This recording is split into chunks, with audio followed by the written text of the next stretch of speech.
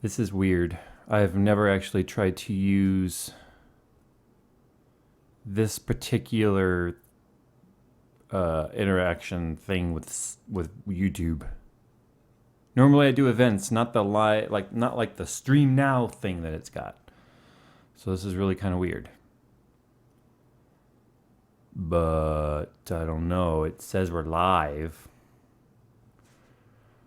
How do we find the link of where we are? Like, how does that work? But I don't know. It says we're live. Okay.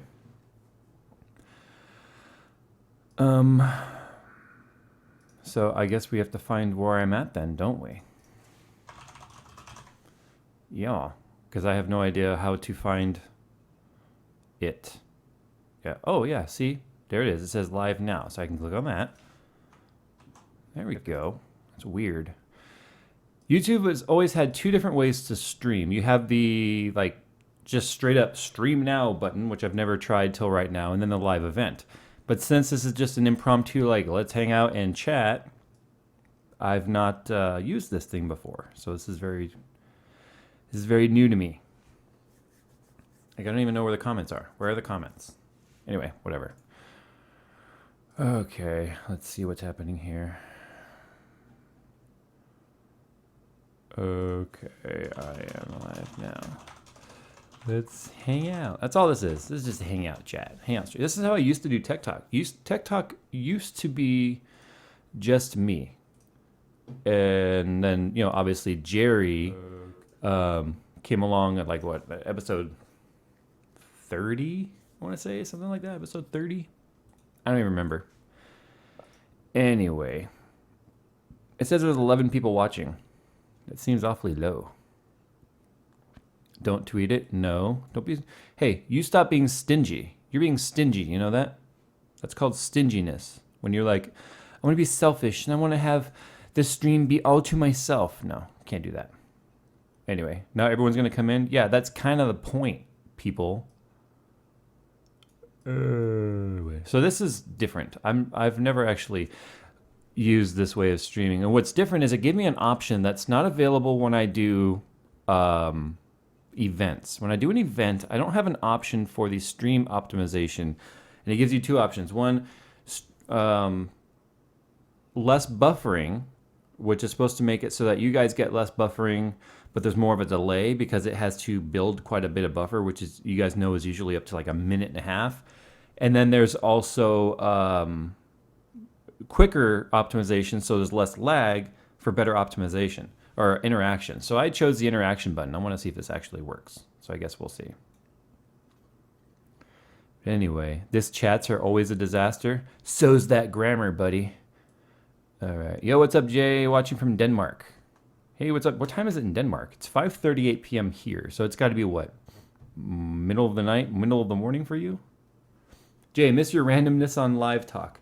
Yeah, it's been probably 2 years since I've done one of these solo live stream things. Kyle is streaming at the same time. Well, good for Kyle. That's amazing. Okay, I wish I could make the chat bigger. So here's what I'm going to do. I'm going to go to gaming.youtube.com because it's got a better chat window there. So if you guys replace the streaming link with, instead of YouTube or www.youtube.com, then the URL, if you change the www to gaming.youtube.com, you get a bigger chat window that you can see a little better. But of course, it goes by very quickly. But if you guys have any questions you want to ask, don't spam them. If you spam, like if you just keep copy and pasting your question over and over and over, not only will I not answer it, I will block you from being able to comment. And you'll never get answers, ever. No one will ever have the answers to your questions other than me, and your question will forever live in cyberspace to never be answered. So don't do it. That's how this works. one of the reasons why I'm doing this right now is this is kind of a preparation for Tech Talk this week. I'm testing my Upstream Netflix with the wife or JayzTwoCents with the wife. Whoa, that sounds very dirty, sir. Very dirty. Anyway, I'm testing my not Comcast. God, screw Comcast. Charter. I guess it's just as bad because I went from 300 by 20 upload to 60 by 4. I wanted to see at 2500 how bad it would be. It doesn't seem too bad, but then again, it's not gaming. It's not a talking head, and it's only streaming at 720p, not 1080p. So I don't know. I guess we'll see. So right now I'm trying to watch the stream simultaneously while sending it up. I've noticed, one thing I've noticed on Charter that I never experienced on Time Warner was when I'm uploading a video, even my downstream goes to shit. Like when I'm uploading a video and it's using all 4 megabits up or Mbps up, I'm getting shitty downstream. So I don't know what that's all about, but whatever. JayzTwoCents and chill. Yeah, and then he gives you this face 5 minutes in. I like that picture. That picture cracked me up. And there were some really good photoshops to that picture. They were amazing. George asked me if my ping latency in gaming is better at your house. I don't know. I haven't played a game yet since being here. Am I getting the new SwiftTech H320X2 Prestige? Nope. I don't have a relationship with SwiftTech. I believe there are better brands out there than SwiftTech, if you want to know the truth. Let's see. Blazer asks, yo, Jay, could you start a new series where we submit PC parts we choose and you build the PC, install one? No, I'm not building all the PCs people want me to. You can't just be like, hey, here's a list of parts, build it. You can't do that. Why did I choose the 370Z over the BRZ FRS? That's kind of self-explanatory. There's nothing wrong with the GT86. Don't get me wrong. In fact, I think they are extremely sexy looking cars. I think that I think they look fantastic. They just need a bit more horsepower to be interesting to me. I've seen quite a few very clean ones on the road. In fact, TJ Hunt's, what did he call his? Miley? Looks really, really good. In fact, he's going to do a review on the 370. But one ride in my Nismo, and you'll answer your own question. Favorite router? Right now, I'm pretty fond of this Nighthawk X6. It's not cheap, but ever since I got it, I've been getting amazing stability on the network.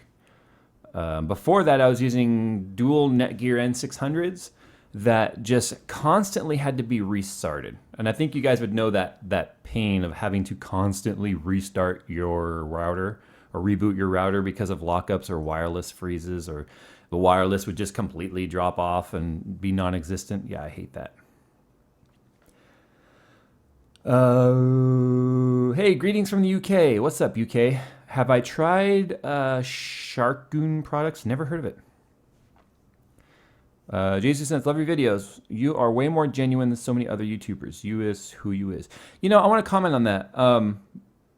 I'm wondering which YouTubers you're referring to. I've met pretty much everyone in my genre when it comes to PC stuff. I haven't met Austin Evans or MKBH or Marquez. I haven't met Lou from Unbox Therapy. I've met everyone kind of in my immediate genre. And everyone I've met is who they are offline, that they are online. So I've not noticed any fakeness. The only people I've ever noticed that tend to be more fake in real life are vloggers. A lot of vloggers tend to be fair, they put their best foot forward in most of their vlogs because they don't want to air their dirty laundry. But yeah, everyone's been pretty cool that I've met. Do I play paintball? I used to. That's how I met Coconut Monkey, actually. Long time ago. Bryce BD says, Jay, is there a way to take advantage of my wireless AC router with devices that are not Wi-Fi AC capable? Well, wireless AC routers are still BG&N compatible. They're backwards compatible. If you're talking about getting that AC coverage and that 1300 megabit or that 1300 megabit wireless speed, no, you're probably only going to get the benefits of wireless ends up to 600. But you never get like 600 unless the device is literally touching the router. I've never once gotten the full speed advertised of any wireless that I've ever used. Ever. Would I still recommend the Blue Yeti? Absolutely. If you can get it up and off of the table. Because it needs a shock mount badly. So it's got to be away from where you're going to be hitting the desks and stuff. And even then, that probably transferred quite a bit of noise, even though I have a shock mount on this thing. Z's Vlog, Sonos review. I have done a review of my Sonos, and I took a lot of shit for it because a lot of people were like, why would you get a Sonos and not go with a true 7.1 surround, blah, blah, blah, blah, blah.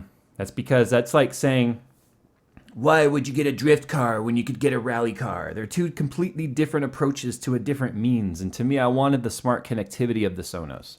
So I gave up the wires and I gave up some of the true surroundness, I guess you could say, but I was willing to give that up for the smart connectivity. Like right now from my phone, for the heck of it, I could just log into the Sonos and freak the hell out of the family downstairs watching TV by just cranking the volume to max. And if you guys could actually hear it, I would do it. It's kind of funny, actually. Have I ever worked out the difference between Holden and Ford yet? Yes, I have. More or less thanks to the help of Forza 6. Forza 6 can teach you quite a bit about brands there. What did I do before YouTube? Lots of things, actually, but for the last 10 years, I worked for a software development company in their IT department. Jay's a dickhole. I certainly am. Sonos home theater review. I already answered you, dude. I already did the Sonos review. Then what's cool about Sonos is they just added connectivity with Apple Radio, which is kind of nice. I mean, it's not like I'm a fan of Apple products, but it's just nice to have additional ways to get music and stuff to the Sonos.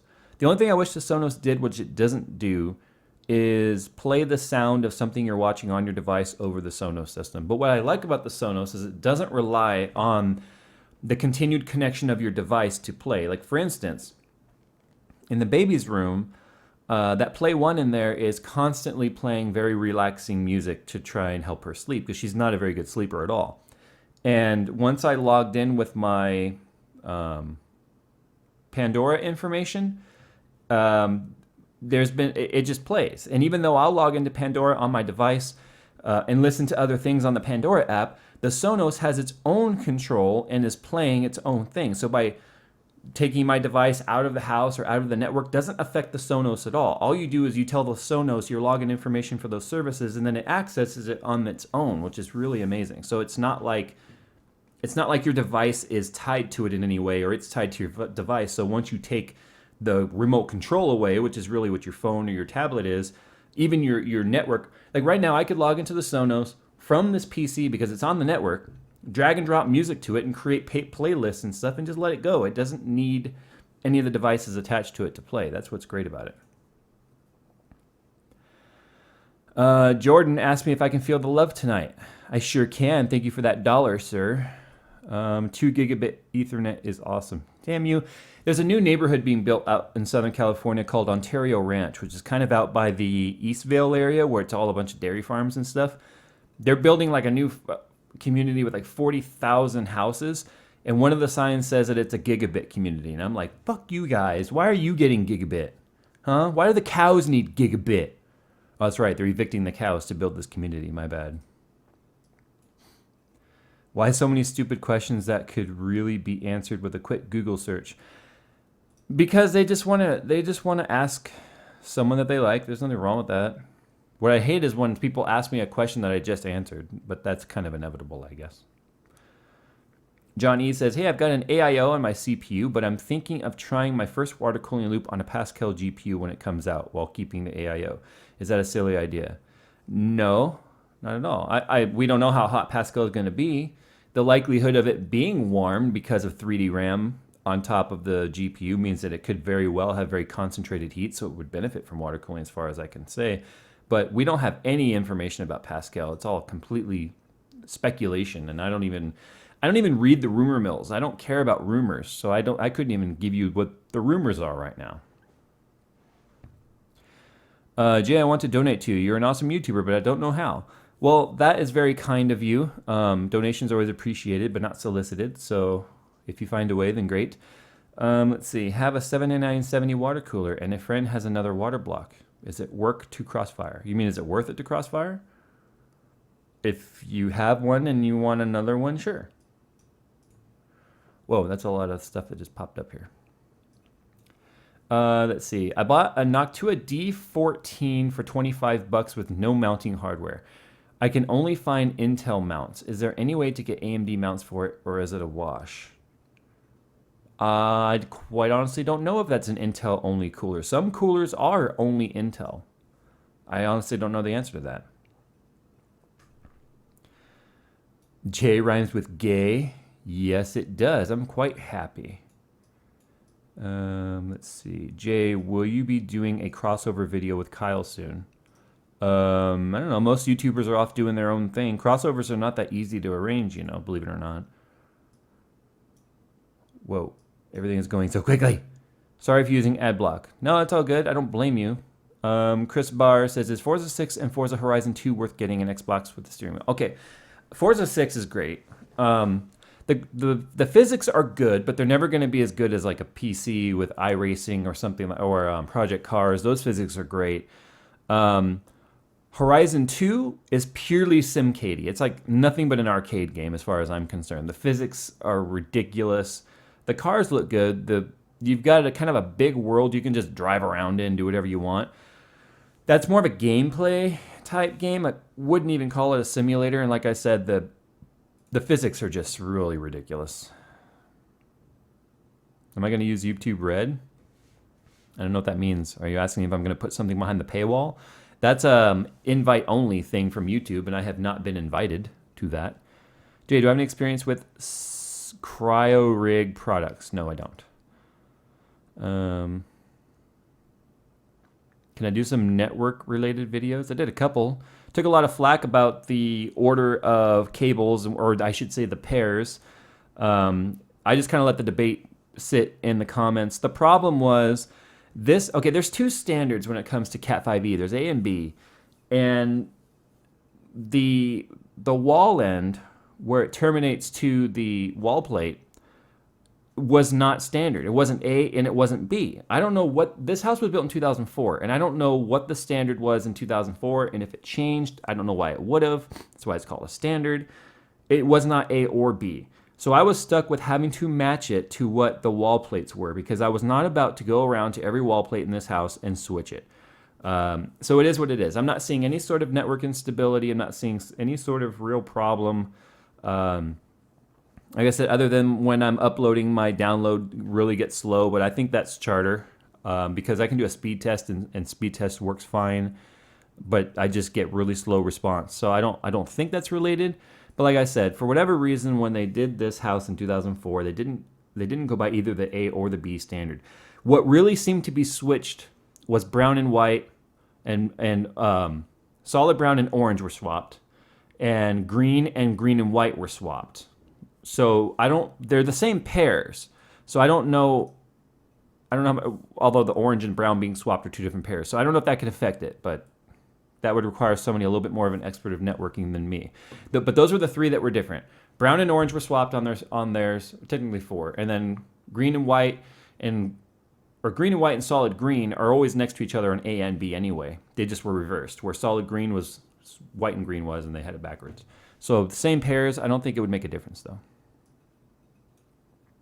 $300 budget computer or current gen console. You know, you can build a computer for $300, but you really have got to be realistic on what you want to do with that computer, quite honestly. I mean, for me, a $300 computer is going to be like an old e-machine. You're going to be browsing the web and writing email with it. Would water cooling fluid corrode a toy submarine? I've been thinking about using a cool fish tank as a reservoir. Depends on the plastic, I guess. It depends on there can be chemical reaction. It depends on the plastic that toy submarine is made out of.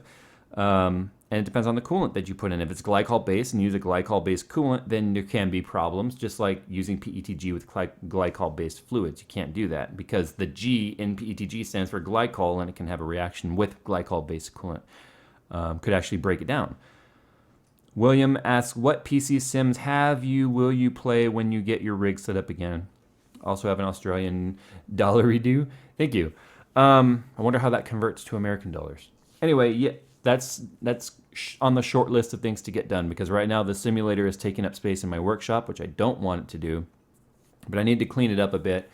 And then get it upstairs. Other than that, it's ready to go. I need to build another rig for it though, because I spent so long not using the racing sim that I've kind of cannibalized that system for other things, and so it's not complete anymore. So now I've got to rebuild another racing sim machine. But I want to build a small box. I had it in it was in the Fractal Design Arc XL, which is it's a pretty big case, and so I want to build it in something much smaller that can handle that. But then again, because I'm running 3 panels. The other thing I'm thinking about doing is getting 3 TVs so it's much more immersive than the 3 24-inch panels. The 3 24-inch panels doesn't make it feel very lifelike because everything's so small. And I figured if I had, like, say, 3 maybe 32-inch TVs or something like that, maybe a little bigger, maybe 40-inch TVs, then would make it feel much more immersive. But to get 3 40-inch TVs that have the right refresh rate and are not going to have a lot of input lag from HDMI, because most TVs are not designed for gaming like on PC where we want fast refresh rate, low response time. I don't want to get lag where I'm turning the wheel and everything is slow on the screen. So that's going to be a little bit more expensive. And right now I don't have the budget for that.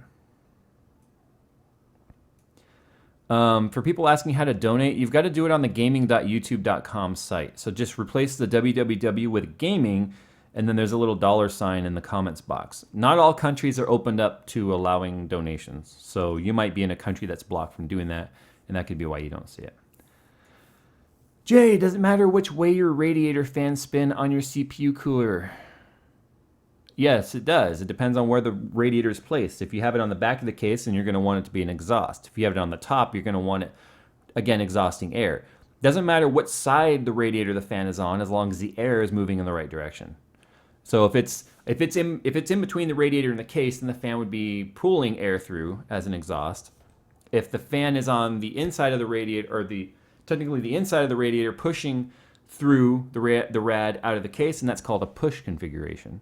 I've done videos on that. Go look up, just go to my channel, click on the little magnifying glass for search, and type push-pull on my channel, and you'll see the video on that. Any advice for a Geek Squad technician? Oh, man, you had to go there. I'm assuming you're a Geek Squad technician. I don't know what level of training Geek Squad technicians go through. I know... Wow, I heard the baby just screaming downstairs. Okay, God, I don't want to be offensive. I've met some really bad Geek Squawk. I'm sorry, that's a Freudian slip. I have seen a lot of really bad Geek Squad employees. Ones that they kind of use a chart, like customer complains that such and such doesn't work, check blah, blah, blah, blah, blah. Like they're more or less using like a cheat sheet guide rather than really relying on any real knowledge. I guess it depends on what you're doing in Geek Squad. Are you working in the PC department, or are you Geek Squad TV installation, calibration, that sort of stuff? Self-teach yourself something. I don't know what else to say. If you went into Geek Squad to be hired as a tech and you don't know anything about computers, then that'd be bad on Best Buy.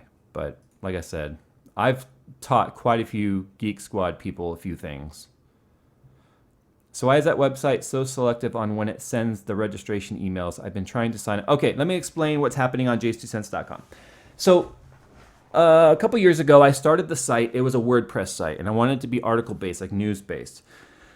Over the time the channel grew, folks wanted a message form where they could more or less call home and hang out, right? Because everyone's got their forms. Logan's got his, Linus has his, Paul apropos has his, and everyone's kind of like drawing lines in the sand on where they want to call home. So I was like, fine, I'll make a message form, and I did. So I made a form, and it requires registration for activating an account, because if you didn't, then you could get bot accounts going in there and just massively spamming, which was happening.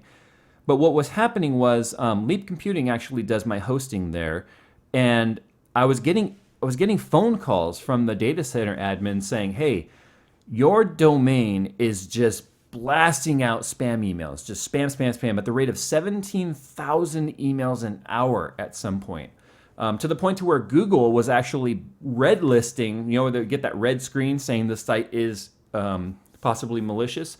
My site and my domain was getting hit with that to where, because of the spam. So my developer, we dug and dug and dug to try and see what was happening. We were finding that certain files deep within the WordPress site, in fact, all the way down to the script level, was what was infected, actually causing some of these spam emails to go out. So we can, that's why you'll notice the front page of the website is just gone. It's just completely obliterated. I took it away. I got rid of WordPress altogether because I got tired. I had to deal with this 4 times.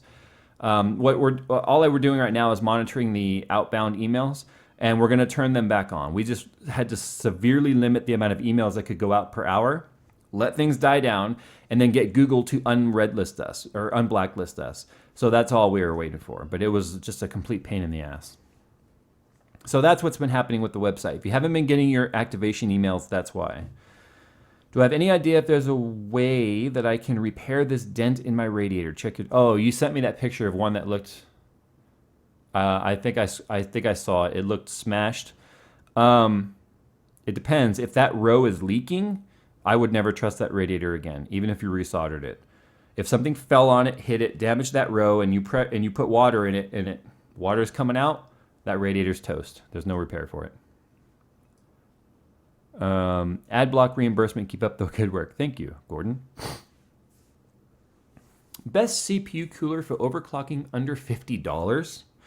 FX8320. You know that my go-to is going to be, once again, the Hyper 212 Evo with a push-pull. Hyper 212 Evos ship with one fan. But if you put fans on both sides, it's an amazing cooler for the money. You can get it for like $35. Sometimes you can find it on sale for $25. I think most people would agree with me that the Hyper 212 is like the go-to budget air cooler, period. End of story. Frag says I missed his 2 times. What did I miss 2 times? Let's go see. Oh, there it is. In your opinion, R9 390 or GTX 970 based on performance? Okay, so the R9 390 and the GTX 970, I did a video directly comparing those two. I'm going to assume you saw that video and it didn't answer your question. Raw performance, those two are going to perform very, very well, and they're going to trade blows where the 390 is getting more raw FPS than the 970 and vice versa in certain titles. The R9 390 has 8 gigabytes of VRAM, whereas the 970 only has 3.5 gigs of usable VRAM or high-speed RAM.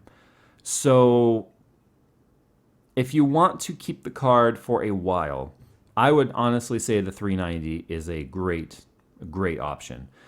But the R9 390 is going to be gimped in certain titles. Any developer that decides to use NVIDIA's,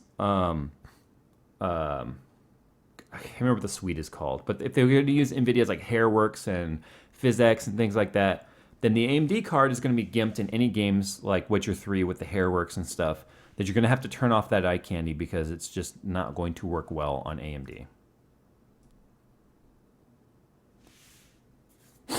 I forget how fast these comments scroll. I don't look at them this much when we're doing Tech Talk. Hey Jay, is Jerry taking a poop nap right now? No, Jerry's laid up in bed again, sick and gout foot. That guy. JayzTwoCents, looking to push my 4690K over 4.6 gigahertz. What cooling should I put on it?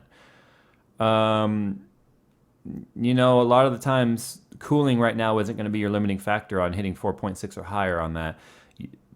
Anything over 4.5 on the 4690K really starts to come down to just the silicon lottery. So unless you're planning on really bumping up the amount of voltage to try and hit anything higher than that, which I think is going to be the wrong choice on a 24/7 system, other than just doing it for the fun of it and then backing it down like I do. I mean, I got this 5960K working pretty damn near 5 gigahertz 24/7, but it took more voltage than I wanted to push to it every single day. So unless you're just planning on doing it as like a hobby and then backing it off, I don't see that as being necessarily the right choice. But you would have to start with, at the very least, a 240 millimeter water cooler, in my opinion. Air is not going to get you there very stable unless you go with something like a Noctua D14, and even then, the voltage as you go higher on that frequency is going to exponentially get hotter and hotter. I've got allergies today. It was super windy yesterday, so if my voice sounds scratchy and I cough, I apologize. I hit the bike up last week. I worked out 6 days last week, so I am very, very sore. But yeah, I was going to ride yesterday, but man, the winds were insane, so I didn't. I was lazy. Vazan says, what kinds of tech content do you think would benefit people? Example, I see a lot of beginners needing help, but would like your take on that topic. It's not like Kyle, myself, Paul, or even Linus are doing different content. We're doing the same kind of content, but we're doing it in the same subject matter too, but we're doing it from different perspectives. So what I try and do, at least now that I have a big following, is I try and take the common questions I'm asked and turn those into a video. Because you know when you got a lot of people tweeting at you, emailing you, making comments, Facebook messages, asking this same question and different wording from 500 different people, then you know, okay, this is something I should probably make a topic on because it's not fairly obvious. So I'll do it that way. If you don't have a large following, then maybe hit up the forums and see what kind of questions people are asking and then make a topic based on that. I do crowdsource a lot of my topics simply because when you know this stuff, it's very hard to find a starting point because you look at everything in a much more complex, deep fashion, like overclocking. I'm well into overclocking, so finding that starting point to someone who's never even entered their BIOS and how to start from there, it's sometimes hard for me to back off and, for lack of a better term, dumb it down to that point because I'm so far past that point. So it's hard. It's not easy to just find that starting point.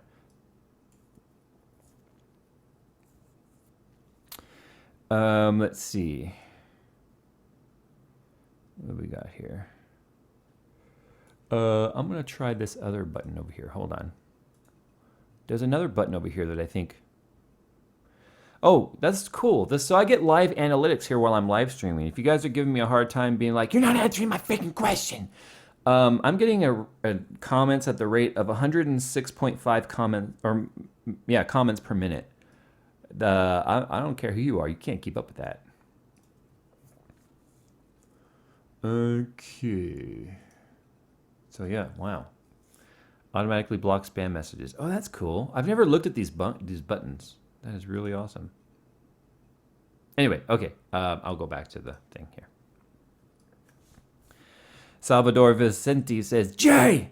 And I'm going to say, Salvador! Back to you. The Hunter Rabbit says, any advice for an educator that has created a tech club for middle and high school kids? Make it fun. I was a part of every tech club my schools had, and then I ended up becoming like leaders of a lot of those tech clubs. Holy crap, something weird happened there. Okay. Make it fun. Fun is the thing. Try and get donated parts, hand-me-down parts, hit up Craigslist, and start with like building a gaming PC and then, letting it be a part of the club and people can play on it and stuff like that. You just got to make it fun. That's it. You're dealing with these kids that've got the attention span of like 6.2 seconds. And yeah, fun was the biggest thing for me. I was lucky that the tech club leaders that we had both in my junior high and my high school they were young. They were in their probably late 20s, early 30s, around the age I am now. And they just loved what they did. And all they wanted to do was just hang out and talk tech and build things. And that rubbed off onto me. And that really helped me stay excited about it.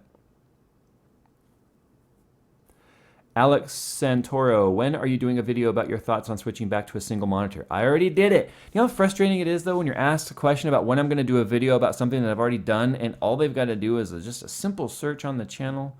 I'm not meaning to give you a hard time, but damn, it's like folks are, oh my God, when did you go back to one monitor? It's like, go look at the videos. It's right there. Click the uploads, look at the series of videos, and then just be like, oh, type monitor. And then all the monitor-related videos will come up. Use the search. It's powered by Google.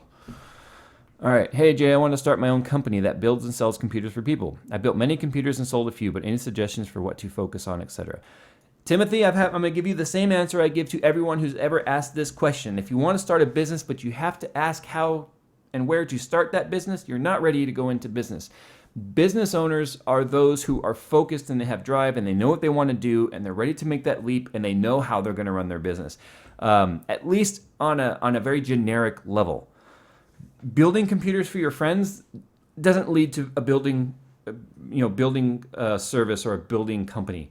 It's got to be more than that. You've got to offer something unique. It can't be off-the-shelf parts put together into a box and shipped out. I know there's a lot of companies that do that, like CyberPower and iBuyPower and stuff like that, but they all also offer custom services that gives them a kind of a niche above and beyond. Something like Singularity PCs out in Australia. He builds one-of-a-kind, completely custom, just enormously expensive computers, and that's his thing, that's his niche, that's his genre, that's who wants his computers.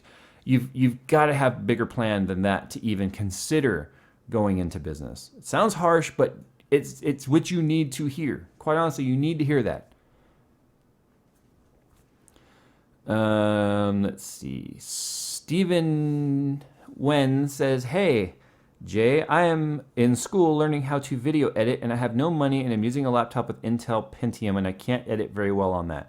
It's a good computer for editing. I have like $300. That price point and editing doesn't go together very well. I would save your money because you would waste $300 to buy something now trying to edit." Garrison Hernandez says, "What the fuck? This is not Tech Talk. Where is Jerry?" Where does it say Tech Talk in the title? Huh? Gerson, does it say Tech Talk in the title? No, it doesn't say Tech Talk in the title. It says just hanging out with you guys, Q&A and other BS live. Should I try putting it in another language? Would that help? Let's see. Jay, what is the most cost-effective upgrade for a PC? Depends on what you want to do. If you're editing, then your CPU and your RAM would be your most cost-effective upgrade. If you're gaming, your graphics card is always your most cost-effective upgrade. But you have to identify what your... and God, I'm going to take flack for this, but you have to identify what your quote-unquote bottleneck is in your system. Maybe you don't need to upgrade. Maybe you want to upgrade. That's something different. Please, audio isn't matching. I don't complain to YouTube. It matches on my stream or on my OBS before I send it up. You got complaints, take it up with the man. Any advice on data recovery? Linus just actually did a really good video about that. Haha, Jays, you should throw every week like random translation. I know, right? I'm 12 years old. When should I build a PC? Now. Have you put the GPUs, where did it go, on your wall yet? No, I'm not putting the GPUs on the wall anymore. Hey, Jay, in your opinion, is it worth the jump from 4th gen Haswell to Skylake? I'm currently using 4670K with a Z87 motherboard, and I'm looking to jump to Skylake. Why are you looking to jump to Skylake? What, other than DDR4, ask yourself, what is Skylake going to give me? Are you going to get noticeable, as they say in the car world, seat of the pants difference in feel? No. Are you going to be rendering like blazing fast videos? Well, it depends. If you go to 6700K, you're going to gain hyperthreading, but I think it would be more beneficial for you instead of going for 4670K up to to Skylake, going with a 4790K, sticking with your current setup and getting your hyperthreading and going to an i7. I think that would be a more beneficial path for you than just making a jump to Skylake. Let's see, especially if you're going to stick with like a 6600K and you're not going to go hyperthreading. Do this live will be on your YouTube channel. Yes, this is live right now. Hello. See, it says live right there on the little monitor. And yes, this is on the YouTubes. So yeah, it's live and it's on the YouTube channel. Let's see, 98 or 980 Ti G1 Gaming or 980 Ti Kingpin.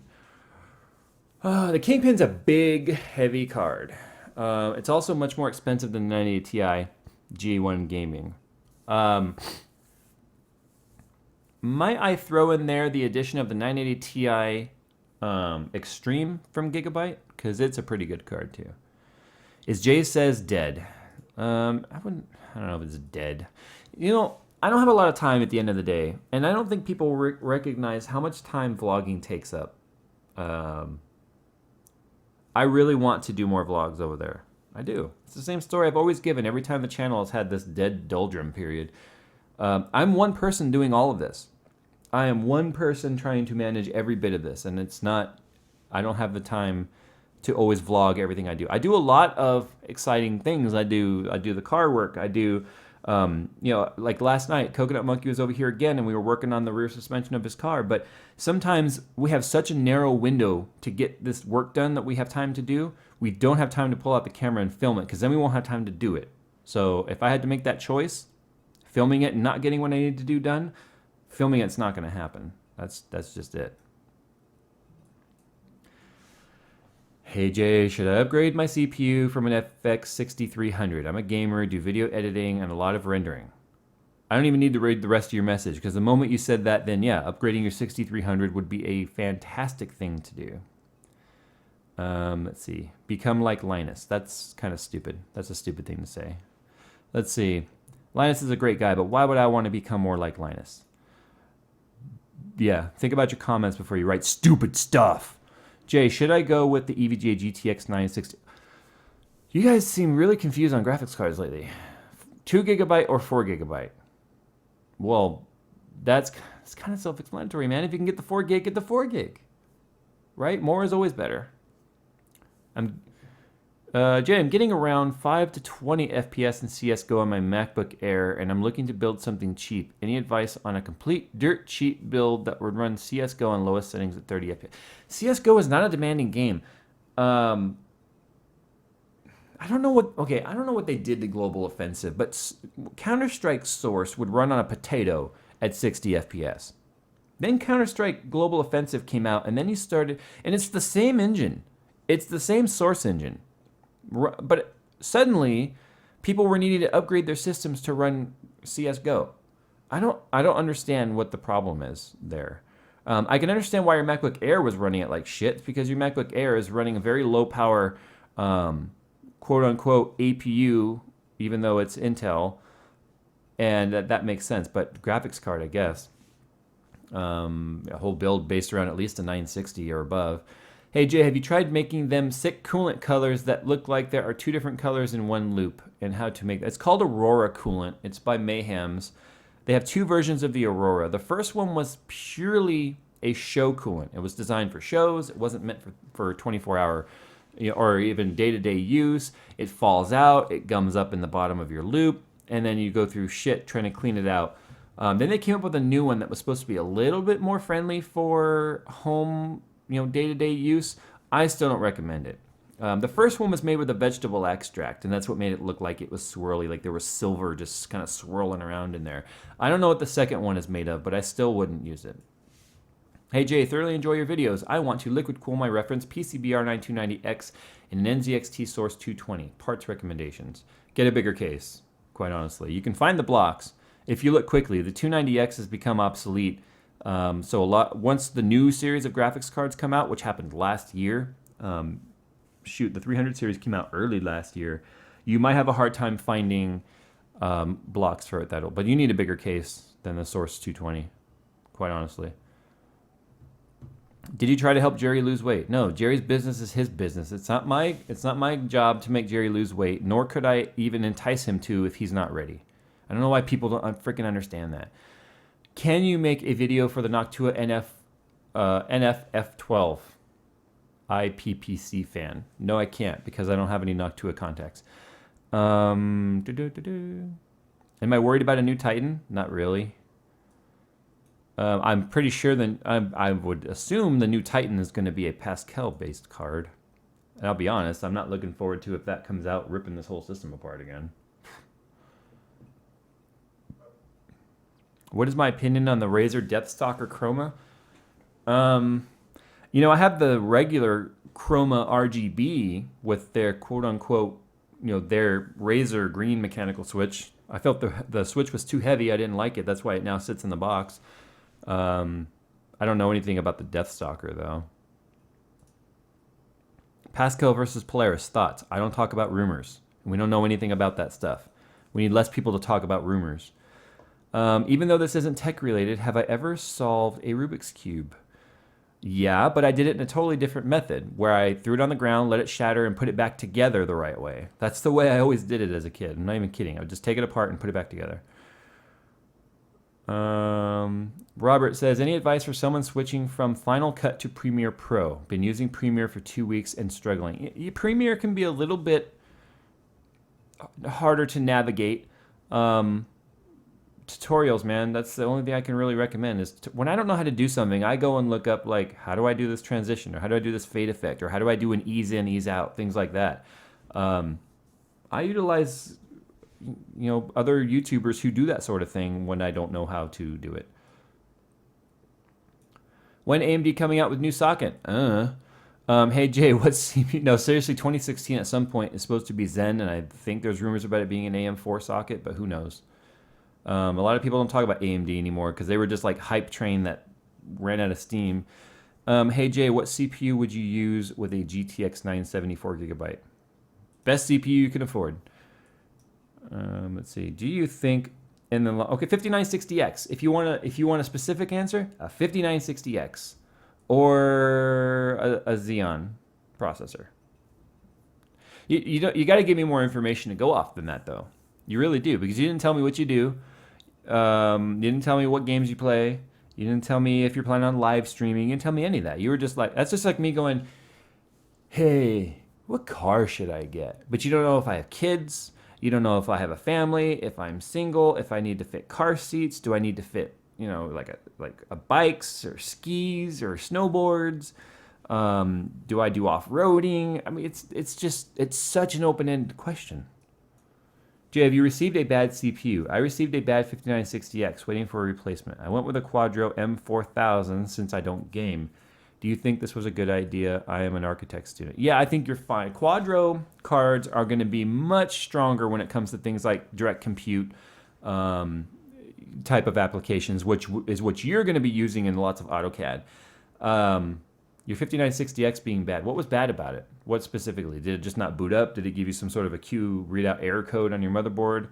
The only thing I've ever had happen to a CPU was I've had a memory controller or memory channel go bad on the actual CPU, not the motherboard. But that was extremely rare, and that was due to damage, actually, not... I dropped a screw once on a motherboard, and it arced on the motherboard and ruined one channel. But then it started working again later. That was that 5820K that I was like, when I did the build, I was like, oh my God, it works. I'm so happy. I thought it was dead. Now I have another X99 CPU. Jay, I'm looking to build a new PC, and I see great reviews for the EVGA Supernova P2 series power supplies. Would you recommend them, or should I stick with Corsair? I am running a Supernova P2 1600 in Skunkworks. Supernova power supplies from EVGA are... Okay, I gotta actually back up just a little bit here. So you've got even number wattage power supplies for EVGA, like 700 or what, 1,000, 1,200, 1,300, 1,600. Those are going to be the Supernovas there, the P2s, and even I believe the Titanium series cards or PSUs are going to be Superflower rebrands, and I'm perfectly fine with Superflower power supplies. I'm using one. The 50, like the 1050 and all of those ones, and the 50 that are still Supernova are going to be Seasonic rebrands, which again, everyone knows Seasonic is great. So yeah, EVGA power supplies are great these days because they are Superflower and Seasonic, which is great. Jay, if you could only play one game for the rest of your life, what would it be? I believe it would be the game of Pimp. Oh, you don't mean a life game. Got it. I don't know. iRacing? Hey, Jay, love the vids. Should I get a GTX 970s and SLI or one GTX 980, mostly for gaming? What are my thoughts? If you look at any of my 980 Ti reviews and look at the charts, you'll see that every single one of them, most of them, I should say, actually include 970 SLI benchmarks to see how they compared to 980s, because you could get two of them for roughly the same price. The 970s pretty much beat most of them in every test. Some tests it with the 980 Ti is beating the 970s by a margin. The problem is not all games and developers and engines will utilize SLI to its fullest. So you might find yourself in a situation where both cards are not really benefiting you that much. So it's really going to depend on what you're doing and what you're playing. Okay. I will get back to some of these green comments in a minute here. Hello from Greece. Jay, in 5 hours, I'm writing digital logic and computer design, but I'm watching you. George, you should probably be studying. Yeah, you should probably be studying or working, whatever it is. Jay, what graphics card should I get? Cocoa Crispy? I'm going to back off from the graphics cards question for a minute. That's a lot of them, and I want to talk about something else, to be honest with you. What is the worst CPU or GPU you've ever had? I'm going to say I thought the 750 Ti was a bit pointless, to be honest with you. It just didn't make sense, in my opinion, to have that graphics card when AMD was dominating that price point. And almost everything AMD had at that price point was beating the 750 Ti. Worst CPU, quite honestly? I don't know. I can't think of any CPU that I've ever been like, this just doesn't make sense. Maybe the 5820K, because PCIe lanes? I don't know. It just, that was a really weird GIMP on that CPU. It's just hard to say. I mean, I think the 4300 or the 4100, the AMD 4100 CPU was pretty bad. That was kind of a joke. The Pentium edition CPU was pretty bad. Yeah, I took a lot of flack when that came out. I said, look, the Pentium series processor, remember that came out with Devil's Canyon, right around Devil's Canyon time. I said that CPU was going to become obsolete very, very quickly because it had no hyperthreading. It was just a pure dual core. But what made everyone kind of go apeshit gaga over it was the fact that you could overclock it. And that made people super excited. Like, oh my God, you can overclock it. But the problem was there were lots of games that needed the additional threads. It just needed it. And I said from day one that I thought that the Pentium Edition CPU, the Anniversary Edition CPU, was going to be a bit of a joke. And people got mad at me. They were like, oh no, Jay, just because you're such a high-end snob, et cetera, et cetera, et cetera.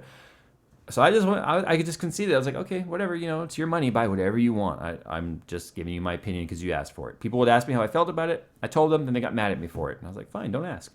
Well, look at where we are now. Lots of folks are just realizing that CPU got left in the dust very quickly as a gaming CPU. Some games were fine on the dual core, but when it came to more modern games, because remember, what came out after that? Grand Theft Auto 5, Witcher 3, Far Cry 4, I believe, was already out, but all those games were freaking smashing that CPU, and even overclocked, it was not doing well. And then to get a better GPU in there, the CPU was quite honestly a bottleneck.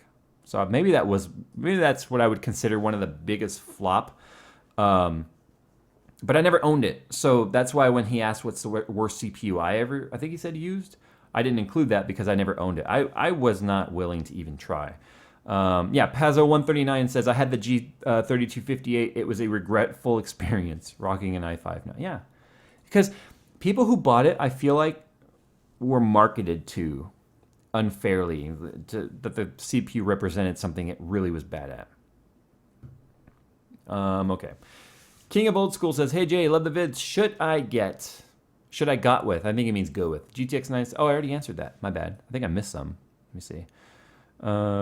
Teddy says, hey Jay, for gaming or home theater PC rig with a GTX 970 4GB, you mean 3.5?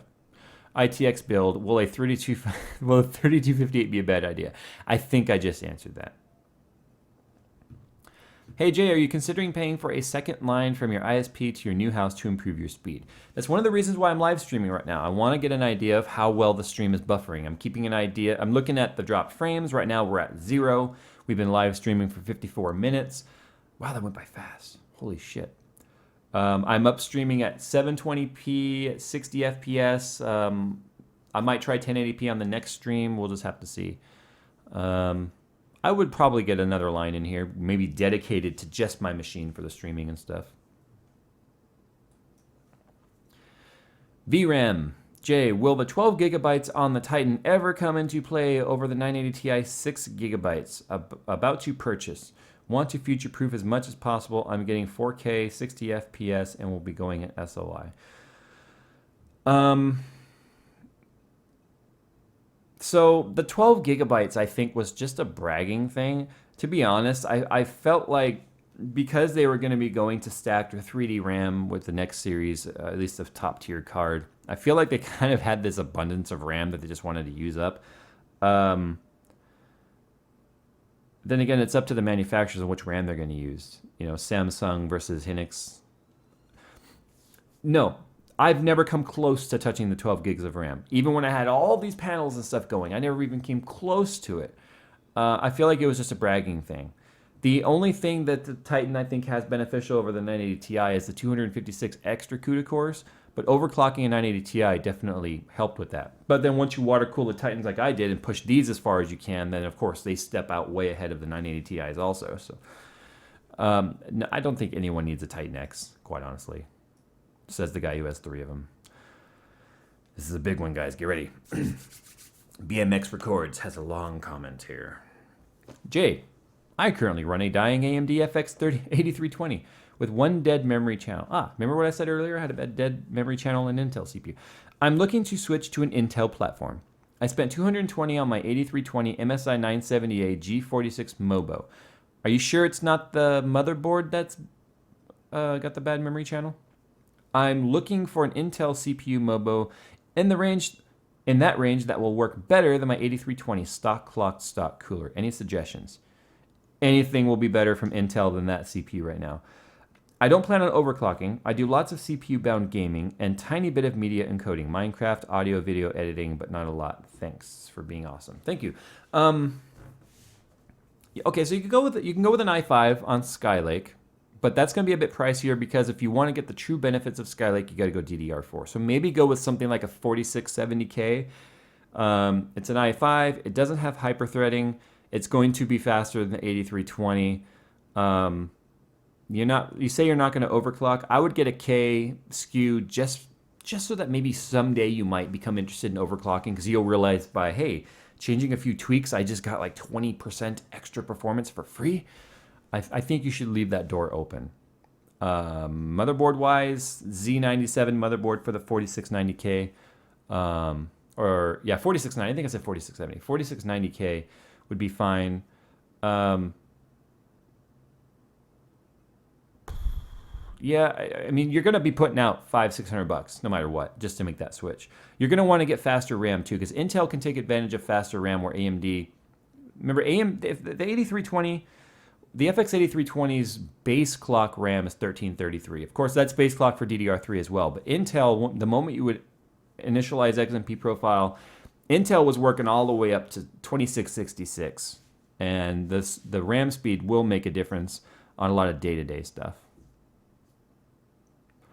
Let's see.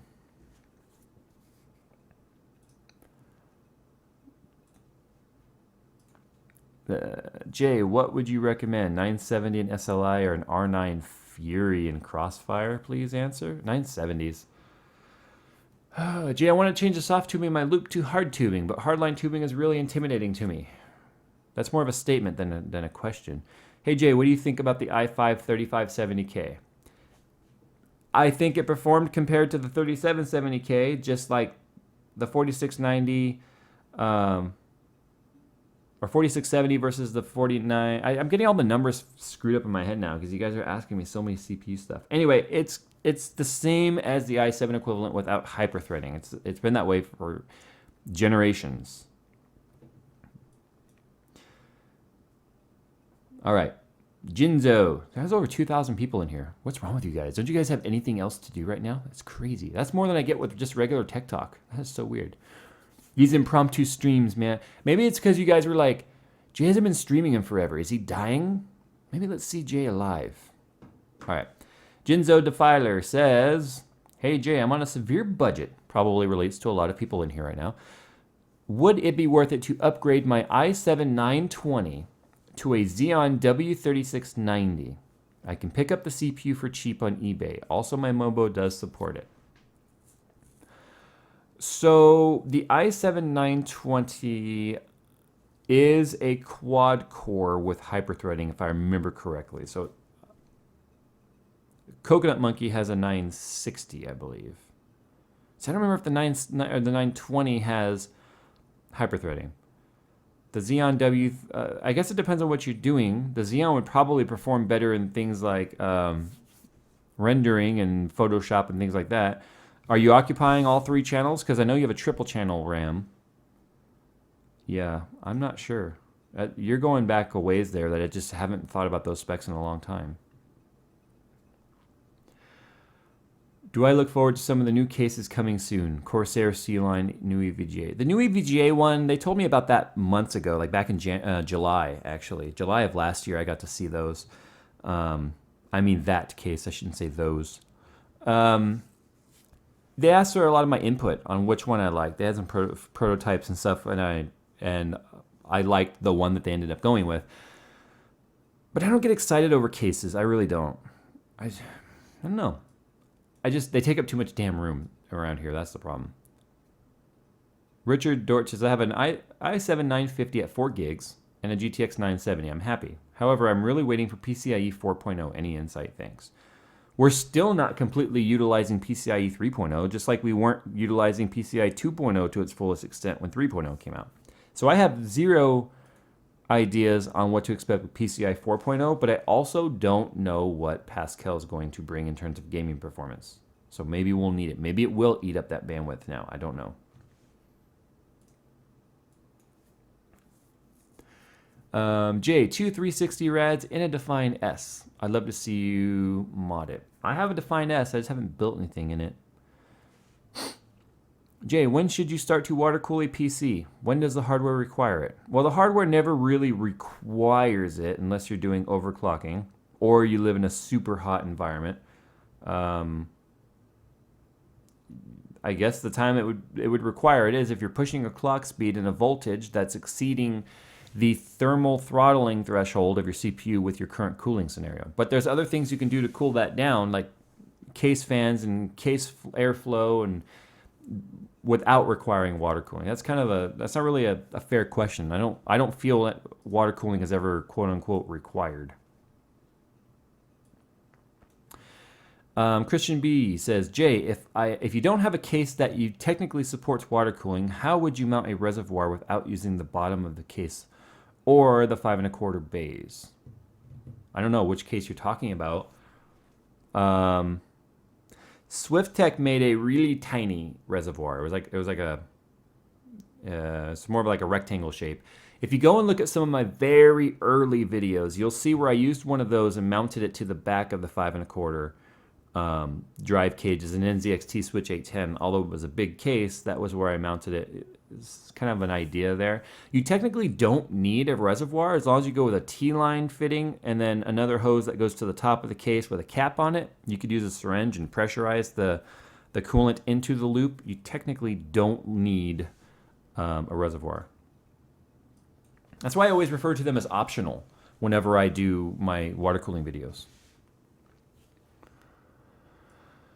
Ethan Bean says, Jay, I need my GPU blocks terminal to face outwards. Can I buy an outwards terminal? Are you talking about EK's terminal?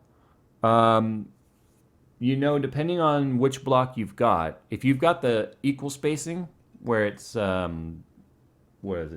slot and 2 slot, you can flip it upside down. That's an option. That's one of the reasons why I don't use the terminal. I have one that would work on here, but I don't like the terminal because it determines where you have to go in and out. I don't like that.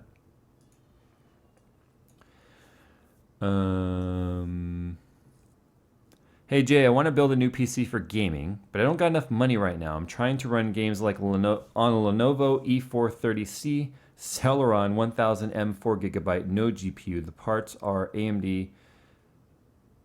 What are you asking me? You told me you don't have enough money to build a PC, and then you told me you're running games on a certain computer. Please answer. You didn't ask me a question. You just told me you couldn't and then told me what your hardware was. Oh my God, how do I donate?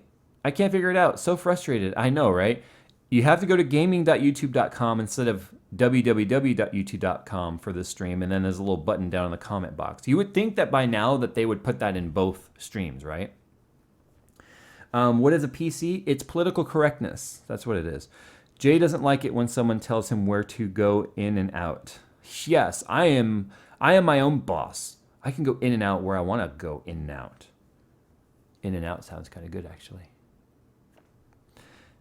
That's a burger chain, by the way, if you don't know. Jay, you should do a Sub-Zero build. Now that I have that shop, I might. Jay, can you talk about Pascal and what you know about it? Nope, because I don't talk about rumors, and that's all rumor mill. I don't like spreading rumors. Thoughts on Intel chips to come out slower but more efficient? My thoughts on that are, without there being anyone truly challenging Intel on a speed race or even a nanometer size, this is why Jerry and I, although we give AMD a bunch of crap, we like to tease AMD because they're very teasable.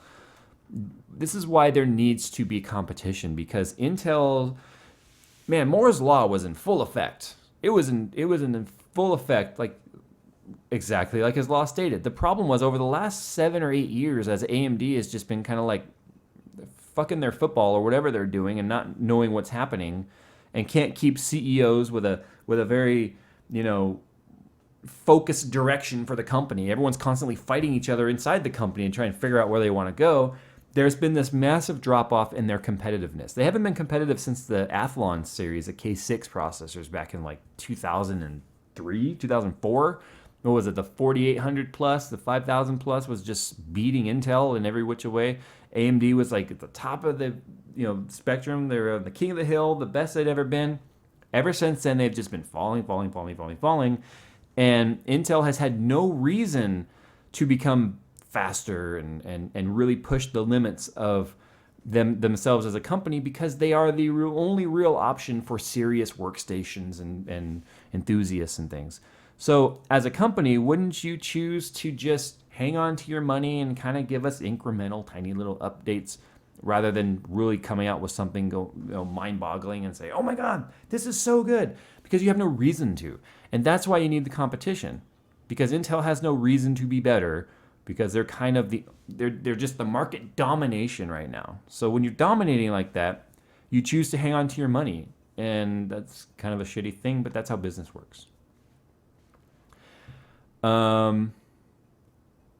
Sorcerer X says, oh damn, did I miss your reply to my last donation? Feels bad, man. No, I probably missed your donation.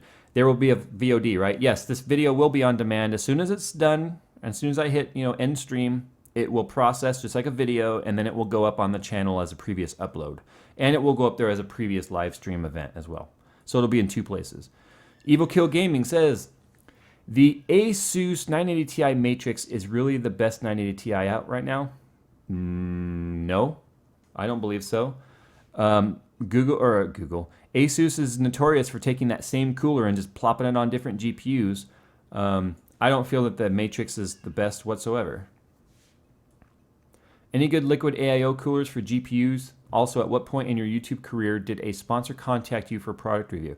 The first company to contact me for a sponsored video for review was Cooler Master. And what was it?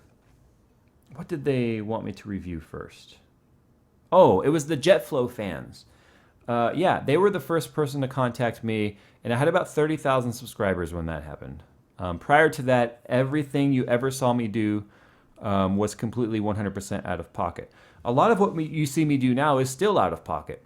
But there's some of the builds and stuff that I do having corporate backing from companies like EK and Intel and EVGA and stuff like that makes it obviously a lot easier to get these videos done. Jay, do you have a talent very few people know about? Also, can you show it on camera? I have freakishly high response reflexes, and I also have hand-eye coordination that is pretty freaky, actually. But it's one of those things that I can't just show you, like, here's my reflexes. It's something that has to be completely instinctive.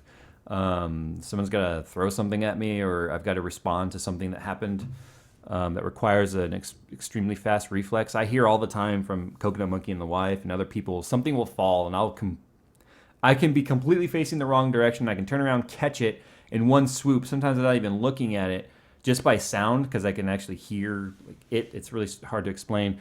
And all the time I hear people like, whoa, it was like freaking ninja-like. When it comes to my hand-eye coordination, things like response apps that are like touch buttons and things, I can do that at an incredible level. Not to say nobody else can. I just, my reflexes and my hand-eye coordination are very, very, very honed. What's the best way to drain a loop with no drain port? I didn't put any thought into draining when I put it together. What's the best way to drain? Oh, it did it twice. You have to have some sort of seal. So you have some sort of cap somewhere. You can take a piece of hose and you can put a fitting on the end of that piece of hose, thread that into whatever the cap is, whether it be on the reservoir or whatever, and then rotate your system so that that tube is at the bottom of the loop. Now, it will take a while to drain that way because air is going to have to make its way in and out of that one tube, but it will allow you to at least get the liquid out.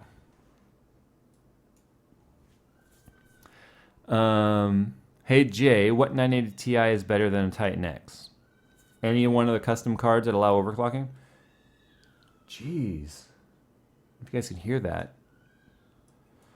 You guys hear that? Can you guys hear the baby screaming downstairs? Hold on.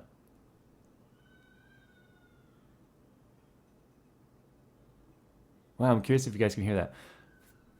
Little Jay must be pissing off the baby. Sub to me, please. I need a shout out. Nope. In fact, I'm going to block you because I don't allow people to do that shit. You are now on timeout, sir. Let's see. Ken S says, hey, Jay, I'm starting a new build with a TJ08, and I have a quick question. In the 180 rad and a 120... Wait. Is a 180 rad and a 120 rad 35 mil thick enough to cool an i5 and a 980 Kingpin with moderate overclocks? I built in a TJ08, and it's not exactly the most ideal with airflow for the radiators. I'm going to say no. It's really not.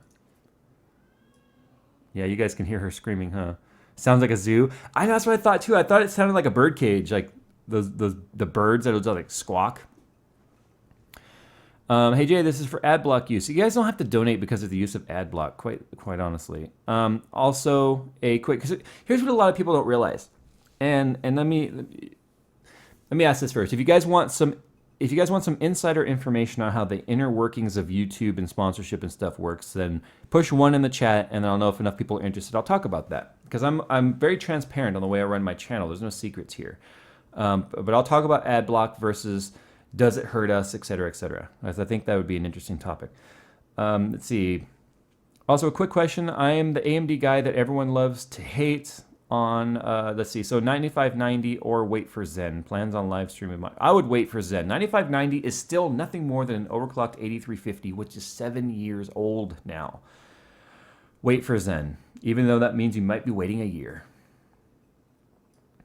All right, Christian Cruz says, I'm new to this channel, so hey, what's up, man? Welcome. All right, so let's talk about YouTube sponsorship. Okay, YouTube sponsorship. So what is sponsorship? First of all, there's different ways I think that word gets used. Traditionally, sponsorship was, we just won the Pepsi 500. I'm going to put on my, Penske racing hat, and I'm going to put on this logo and blah, blah, blah. And I'm going to say, thanks today for the Pepsi Cola 500 car. We couldn't do it without Coca-Cola. Guys, drink Coca-Cola, Coca-Cola Zero, blah, blah, blah. That's sponsorship to me. Like, oh, just bam, bam, bam, bam, bam. Put that stuff out there, endorse it, be like, it's the best. That is not what sponsorship means to me. Sponsorship means to me, I want to do a review of this case. This case was sent for me to do the review of, get a 100% honest opinion about this case, put it all out there, and then at the end of the day, do with it what I want to do with it. It is the company saying, we want you to do this review, And rather than buy it, we would like to send it to you. Now, there are people that think that because something is sent for free means that we would go easier on the product if it tends to be a substandard product. That's not true in my case. And I can't speak for everyone else. I can say in my case, if something was sent that I didn't like, I put it out there. You guys remember my Gigabyte video? They were one of the people that send me a monthly check to do Gigabyte ad pre-rolls in the beginning of my video. I take money for an ad, but yet I shat on their product because I thought it was wrong. I didn't think it was a good product whatsoever. That right there is proof that our opinion, at least my opinion, is 100% my own. That's the thing. No one is allowed to tell me what I can and can't say in a video. Folks have tried, and I've told those people to go pound sand and take their money with them. I have turned down thousands of dollars of companies that were like, hey, we want you to do this review, and we want you to say this, we want you to mention this, and make sure that you send them all here so that they can sign up for our service. No, I am not your advertising company. I am not an extension of your advertising company, and you are not in any sort of control over my opinions or thoughts. So all of those companies immediately are told to basically go fuck themselves. Not going to happen ever. The other thing is ad block. A lot of people get upset when other people say that they use ad block. I can't say that I blame them because Google makes money on serving these ads, and Google will take whatever money is available. So you guys will see things like restaurant ads or car ads on the front of a PC video, and that doesn't necessarily seem relevant. So people will load up ad block to say, I don't want to see those ads.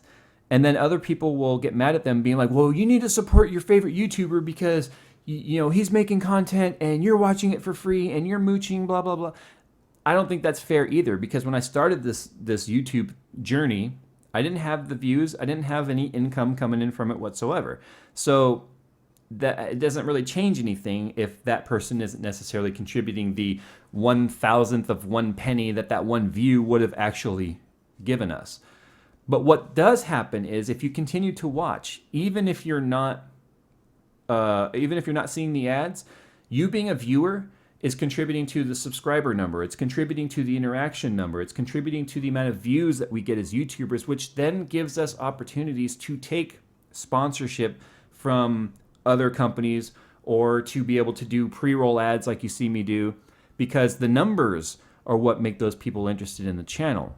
And so even if you're watching ad block or using ad block, just you being here as a viewer means that we are able to actually sell ourselves as, hey, let's do a pre-roll for, Fractal Design. Let's do this funny ad. Let's do a pre-roll for EBGA or whatever. So just being here, even as an ad block viewer, is going to help us be able to make the channel more enticing to the companies that are relevant to you, as well as being able to sell the space and make a living off of this. And that's at least my goal, is to try and make the ads as relevant as possible, because I'm sorry, I have been sent some of the weirdest things that people have wanted me to put in the pre-roll section. What did I get this week? One that I even laughed. I even put like LOL and like type 72 font in the reply email because it was so utterly ridiculous. Gosh, I can't remember what it was, but it was, if I remember, I'll let you know. But it was so badly off topic, I couldn't even take the email serious. Like, you really think I would do an integrated pre-roll on this? Okay, whatever.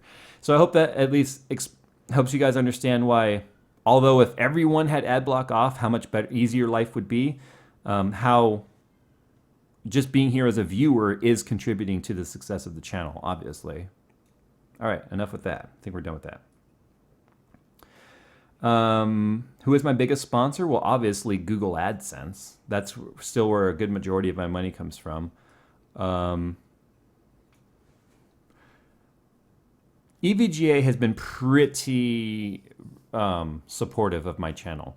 They have been willing to hook me up with power supplies and motherboards and graphics cards and things that I've needed to get things done.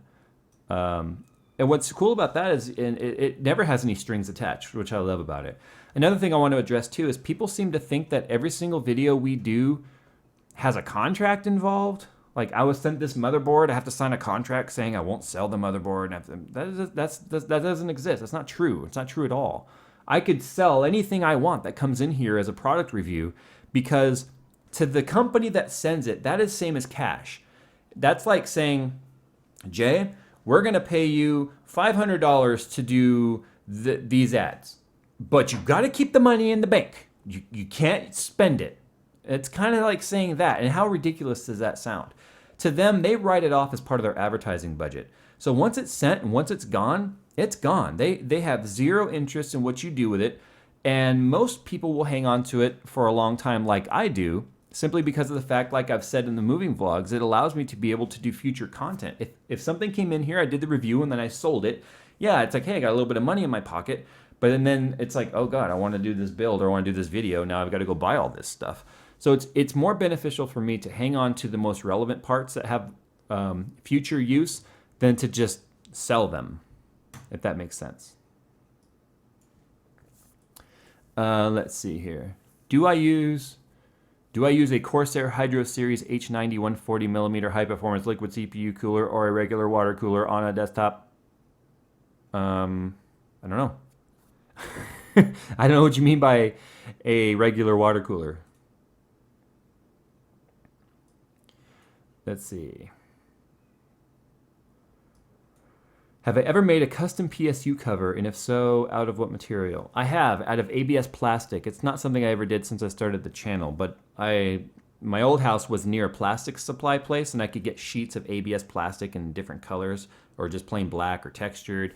Yeah, I would heat that sucker up on a vise and then bend it 90 and then cut it. So I kind of had that, what companies started doing later on, especially companies like Fantex and NZXT, where you had like that GPU cover that covered the whole bottom of the case. We were making those out of plastic long before that, long before those companies ever did that. In fact, the fact that the modders were doing that is why the CPU or the case manufacturers started doing it in their cases. Remember, case manufacturers will look at what's popular in case mods, and then they'll try and find a way to replicate it for cheap. Because remember, every bend, every press, every drill, every hole that goes into a case manufacturing has cost associated with it. Hey Jay, where'd you get your desk, and would you recommend for a tri-monitor setup? My desk is an IKEA Galant. IKEA doesn't sell these anymore, so you'd have to find them used. They're modular. The new desk they replaced it with, the Beckett, I think it's called, is not modular. Whoa! And what desk would I recommend? I would recommend a big corner desk like this for a triple monitor setup. Let's see. Christopher Ward says, Car Talk. Hey, Jay, I'm 15 and looking to buy a 1988 Fiero Formula and looking to work on it and mod it. By the way, I have a job to support it. I'm just getting pushback from my family and friends. Thanks. Look, okay. The Pontiac Fiero was considered one of the biggest flops in Pontiac's history. The car was a lemon. Unless you had like, what was it, the Fiero GT, I think that had a V6 in it. If you're talking about just like a standard Fiero with a 4-cylinder, dude, move far away from that car. It is a lemon. The car is terrible. I wouldn't recommend it. If you could get your hands on like a first gen MR2 or something like that, that'd be a much, much better rear engine platform if that's what you want. How's the move going? We still have some odds and ends to unpack, but we're pretty much in. What cameras do I use? Is my 70D still my main shooter, and what lens do you have on it? Yes, my 70D is my main shooter. It's still right there. And the lens I have on it is the 17 to 50? I think it's the 17 to 50 ISM. It's a good lens. I like it. Let's see.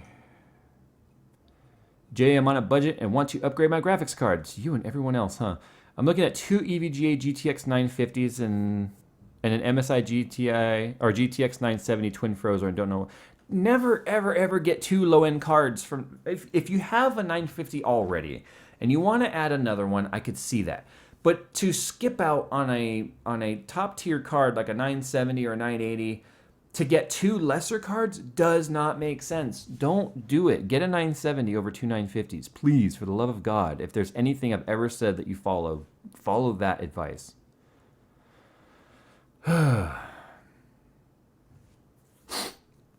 Ray Williams? Not the same Ray Williams that I'm thinking of, are you? No. Anyway. Follow up. So how much future proofing would the Titan give me over a 980 Ti? 1 to 2 years. 0? Will SLI be water cooled? Will be SLI water cooled. Will get Titan if it means longer GPU life. Keep it 4K 60 FPS. The 12 gigabytes of VRAM in the Titan X will become the core of the Titan X will become obsolete long before you will ever come close to scratching that 12 gigabytes of VRAM. Man, I miss equals 3 now. I know, right? Ray William Johnson was like, I dominated YouTube. Peace out. That's kind of how it went for him. Right around the time PewDiePie like just destroyed everybody. Hey Jay, how's your day going? Love your channel. Keep up the good work. Thank you. Somebody who just wanted to ask how I was doing. All everyone ever wants from me is answers to questions. No one cares about my feelings. You gotta care about your feelings. Jay, how long should I wait? And the comment's gone. Sorry. Comment is gone. Any thoughts on NVIDIA GameWorks and how its impact on AMD GPUs and Kepler line? I answered that earlier in the stream. You'll have to watch the replay. Hey Jay, are you looking forward to AMD Zen? No, I'm not, quite honestly, if you want to know the truth. I'm a little bit tired of AMD's hype train. You can only hype things for so long without getting true, like, just fantastic results. And I'm a little sick of hearing about Zen, and I'm also sick of hearing about how far in the future away it is. More house projects, please? Maybe. I'm surprised over 2,000 people stuck around in here. $5 donation to be told to go rewatch the video. Owned. It's not about the donation money. I mean, I already answered that. Do you guys who've been sitting here since the beginning want to hear me talk about that whole subject again? Let's see. I have an AlphaCoal 240 rad and a 140 rad, both 30 mil thick. Would you say these are good to still use or get a different rad for my system? I can't answer that question. I don't know what the rad condition is. I don't know if it's been taken care of. I don't know if there's corrosion. I don't know if there's damage. I can tell you AlphaCool radiators are decent if you clean them up. They've got low FPI, which means you can use slow speed fans and make them quiet. They're only 10 FPI. The majority of radiators I have out in the shop right now are AlphaCool rads, if that means anything. Okay. We'll do this for a few more minutes and we're going to get out of here. I'm losing my voice here. I need to save my voice. It's how I makes my livings. I have a 4770K, and I'm sticking with it for a while unless Intel or AMD comes out with something really good. You know, other than the 4770K really suffering from the poor thermal interface material underneath the heat spreader, it's a great CPU. I still have one. It's what was powering the simulator rig.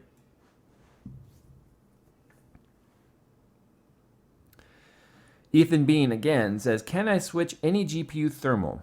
I have an R9 Nano block with the thermal faced up and down. What? With the thermal faced terminal, sorry. With the terminal faced up and down and not outwards. Can I switch the terminal to face outwards without purchasing anything? I don't know. I don't know. I know that if you have equal spacing between your GPUs, you might be able to flip it around upside down. I've done it before. When is this video going to end? Oh, no, wait. You said, when is this video going to Edna? Well, it's not a video. It's a live stream. Hey, Jay, gonna buy me first car soon. What are some tips on buying a first car? Thanks for all the great content. Well, depending on where you live, get under the car and look for rust. If you live in a wet climate, if you're in the UK or you're in, like, by the beach or regardless of what country you're in, if it's near a water source, like a giant lake or anything with lots of moisture, anything that snows as well, because road salt can eat away at the under side of a car, look for rust. The other thing I would check is make sure the steering is tight, make sure there's no play in the wheels, check for up and down motion, side to side motion, that could be ball joints or tie rod ends. I would make sure that everything shifts smooth, everything shifts properly, check the fluid levels, check the fluid itself, you check the dipsticks, check the oil color. Little things like window regulators and all that stuff is minor. I mean, that's interior stuff that you care about the mechanics more than you're going to care about those little electronics. Make sure lights work, horn works, blinker works, windshield wipers, all the safety stuff like that, brake lights. Let's see, check tire wear. If one tire is worn out completely, you know, the tread wear pattern is completely different than the others, you probably have really messed up alignment or possibly a ball joint or a bad tie rod end.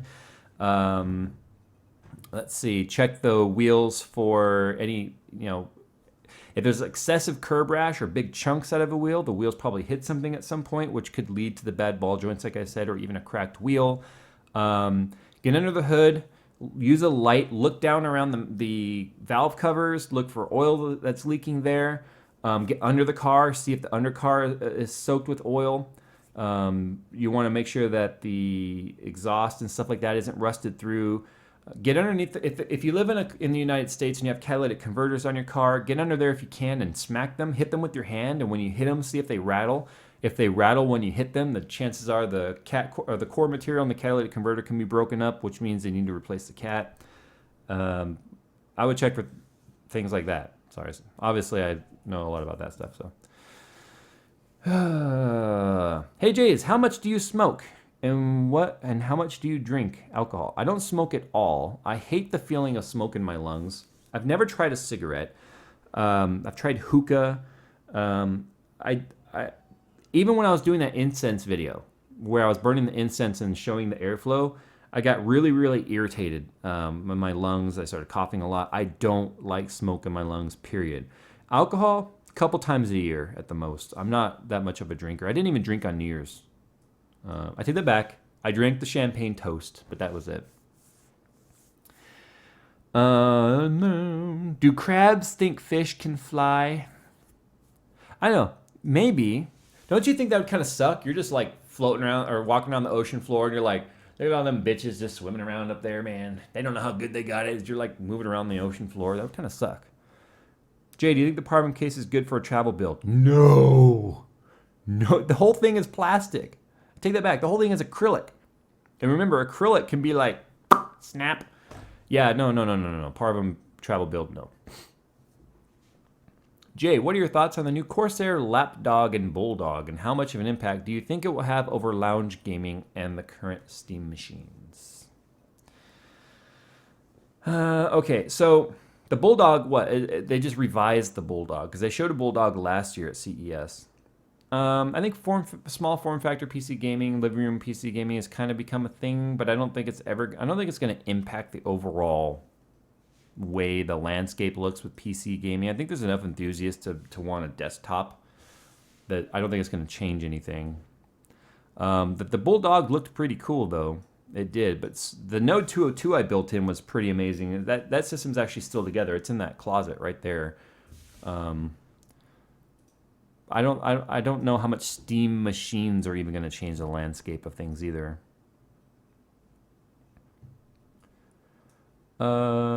Smeryl's review says, hello, Jay. How's it going? Hope life is treating you well. Was wondering if you think having multiple monitors would be okay for general purpose web use or be for those only in professional use. No, it's perfect for anyone who wants more screen real estate. You know, if you've got a lot of things going on, multiple web pages work. So, I mean, there's really no scenario that says it's good or bad to have multiple panels.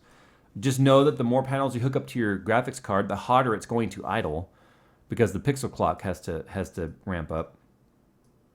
The base clock too will probably no longer. The graphics card will more than likely no longer idle.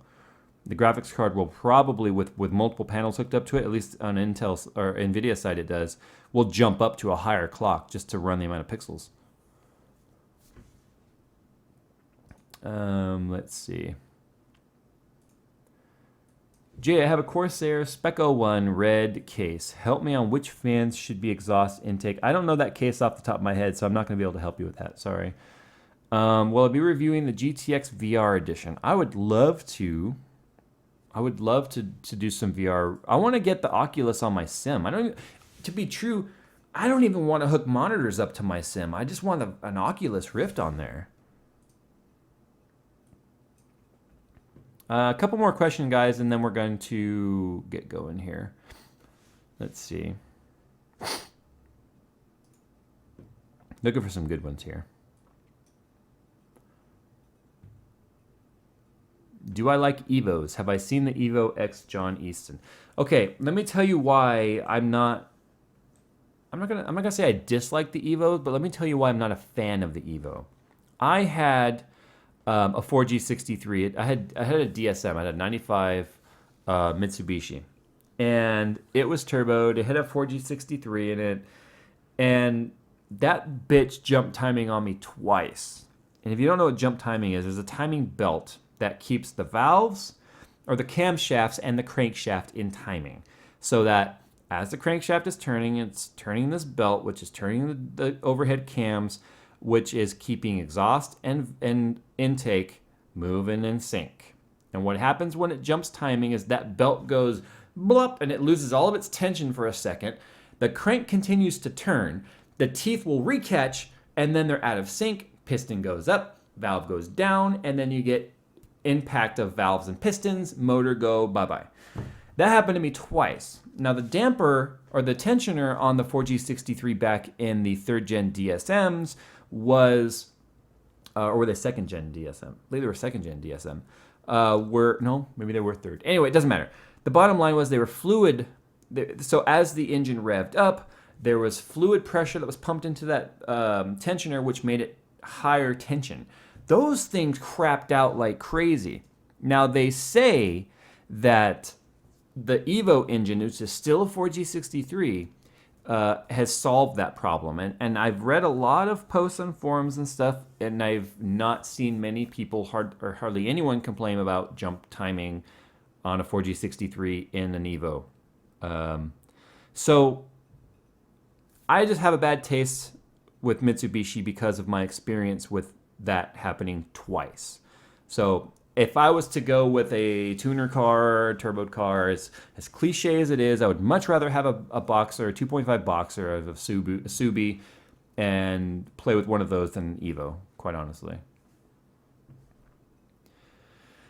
Let's see. What closed loop cooler should I get for a CM Storm Scout 2? I don't know if the Scout can fit a 240 up top. I'm not sure there's enough room between the motherboard there. Oh, wow. The comments started moving fast once I started talking about cars. Let's see. I'll be honest with you. I love having timing chains, man. That makes things so much easier. Jay, what desktop speakers do you use? Right now, I don't have any desktop speakers hooked up to here. I've actually been using the speakers built into the X34. They don't sound terrible. And when I game and stuff, I wear headphones anyway. So it keeps the desk less cluttered with having speakers, and I can just use headphones plugged in, to my mixer right there when I want to listen to headphones. So I can use my studio grade headphones as well. Jay, when are we going to get... No, wait, I wanted to read that one. Wait. Jay, when are we going to get a regular timing for Tech Talk with Jerry? It's always been regular. It's always been at 5 p.m. on Thursdays. The problem is with me moving and then Jerry kind of being like sickle cell or whatever he's going through with his most recent illness, it's been hard for us to sync up. So I told him he better be ready this Thursday. He wants to do Tech Talk with me live from PDX. Tech Talk is at 5, and I know they don't even open the doors for PDX on Thursday until like right around that time. So I don't know how the heck he thinks he's going to be set up in time to do Tech Talk with me. But damn it, this Thursday, Tech Talk will go on, even if it's just me doing this again. How's that?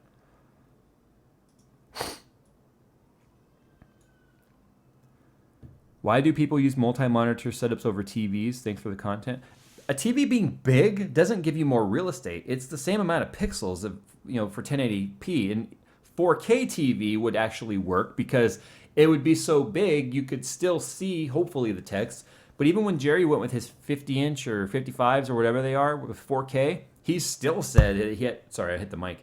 He still said he had to scale up the UI because the text was too hard to read. But a big 1080p versus a small 1080p does not mean more real estate. It's just bigger pixels. Jay, what is your final thoughts on 21:9 versus triple monitor after you switch?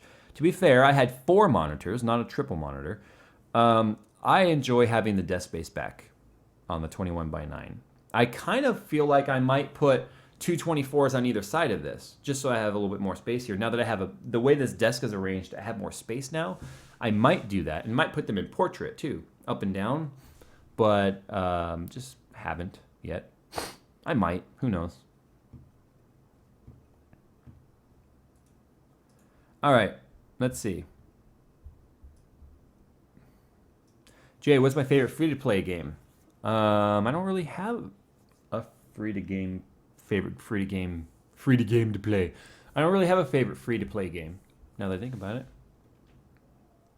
How long would you use a power supply? EX Gold modular, plenty of wattage, just wondering. Until it was no longer, until the power supply was no longer sufficient, I guess, and giving enough power, but that should never be the case where technology is aiming at more efficient power than needing more of it.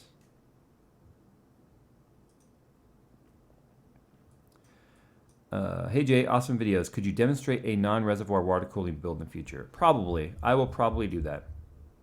Jesus, kid's running upstairs. Jay, are you still biking through California, good sir? I sure am. I hit the bike again last week. I am sore, and yeah, we're getting back in that. The weather's turning warm now, so we're gonna get back on the bike. Thoughts on the new Civic Type R finally going the? Is that the 400?